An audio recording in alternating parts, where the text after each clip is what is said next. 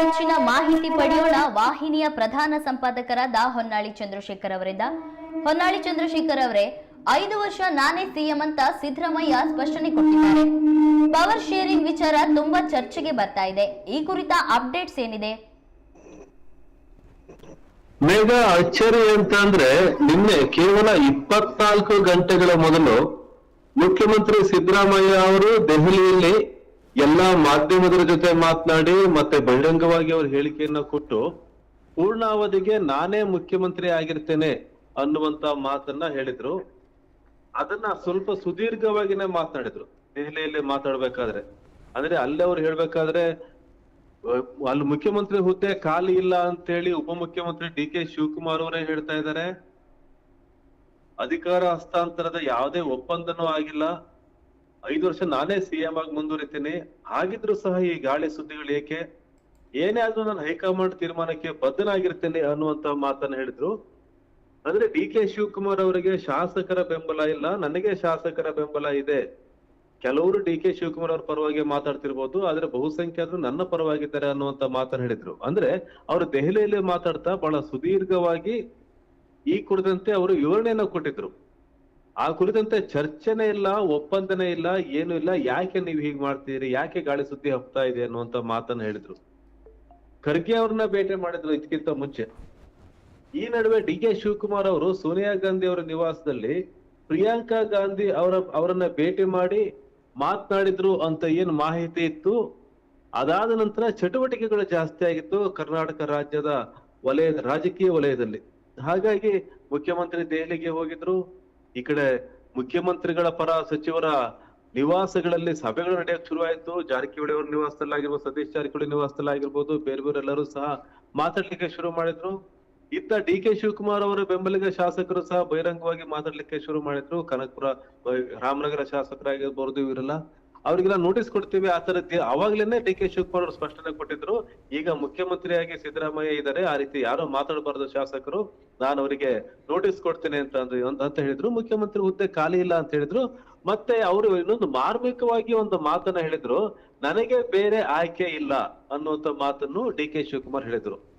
ಆದ್ರೆ ಅಚ್ಚರಿ ಏನಂದ್ರೆ ಇದೆಲ್ಲ ನಿನ್ನೆ ಬೆಳವಣಿಗೆ 24 ಗಂಟೆಗಳ ಹಿಂದೆ, 24 ಗಂಟೆಗಳ ಹಿಂದಿನವರೆಗೂ ಆದಂತ ಬೆಳವಣಿಗೆಗಳಿದು.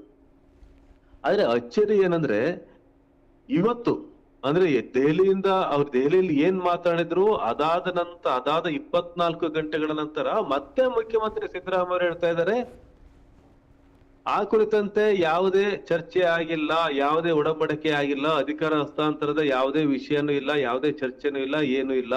ಇವೆಲ್ಲವೂ ಗಾಳಿ ಸುದ್ದಿ. ನಾನೇ ಪೂರ್ಣಾವಧಿ ಮುಖ್ಯಮಂತ್ರಿ ಆಗಿರ್ತೇನೆ. ಮುಂದಿನ ಚುನಾವಣೆ ಏನಿದೆ 2028ರ ಚುನಾವಣೆ, ಅದು ನನ್ನ ನಾಯಕತ್ವದಲ್ಲೇ, ನನ್ನ ನೇತೃತ್ವದಲ್ಲೇ ಆಗುತ್ತೆ ಅನ್ನುವಂತ ಮಾತನ್ನ ಪುನರುಚ್ಚಾರ ಮಾಡಿದ್ದಾರೆ. ನಿನ್ನೆಗಾಯ್ತು, ಆದ್ರೆ ಇವತ್ತು ಅವರು ಪುನರುಚ್ಚಾರ ಮಾಡಿದ್ದಾರೆ. ಹಾಗಾಗಿ ಇದು ಅಚ್ಚರಿ ಅಂತ ಹೇಳಿ. ಅಂದ್ರೆ ಮುಖ್ಯಮಂತ್ರಿ ಸಿದ್ದರಾಮಯ್ಯ ಅವರಿಗೆ ನಿನ್ನೆ ಅಷ್ಟು ಸುದೀರ್ಘವಾಗಿ ಮಾತನಾಡಿ ಅಲ್ಲಿ ಏನು ಎಲ್ಲಾ ಪೇಪರ್ ಕಟಿಂಗ್ಸ್ ಗಳನ್ನೆಲ್ಲ ಅದೇನು ವರದಿಗಳೇನ್ ಬಂದಿದ್ದೇವೆ ಅದನ್ನ ಟ್ಯಾಗ್ ಮಾಡಿ ಸಾಮಾಜಿಕ ಜಾಲತಾಣದಲ್ಲಿ ಮತ್ತೆ ಪುನರುಚ್ಚಾರ ಮಾಡಿದ್ದಾರೆ.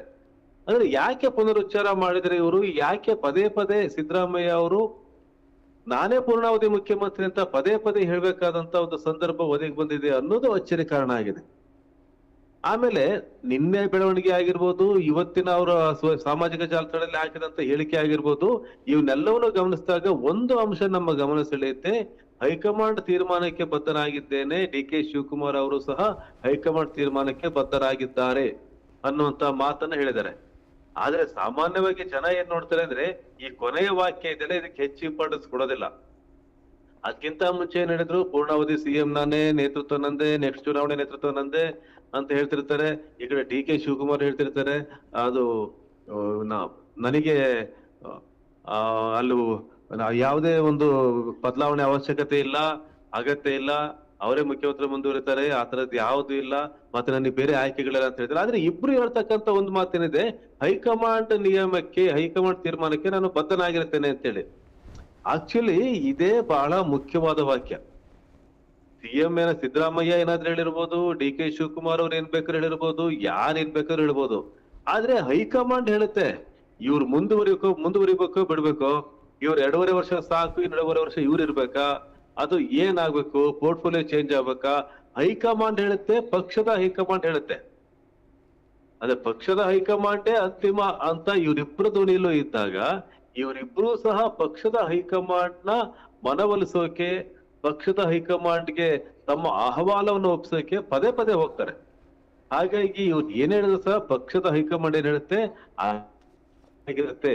ಹಾಗಾದ್ರೆ ಮುಖ್ಯಮಂತ್ರಿ ಸಿಎಂ ಪೂರ್ಣಾವಧಿ ಇರ್ತಾರ ಅನ್ನುವಂತ ಪ್ರಶ್ನೆಗೆ ಇದೇ ಉತ್ತರ ಆಗಿರುತ್ತೆ. ಈಗ ಸುರ್ಜೇವಾಲಾ ಅವ್ರ ಜೊತೆ ಮಾತಾಡಿದ್ದಾರೆ, ಮಲ್ಲಿಕಾರ್ಜುನ್ ಖರ್ಗೆ ಅವ್ರ ಜೊತೆ ಮಾತಾಡಿದ್ದಾರೆ.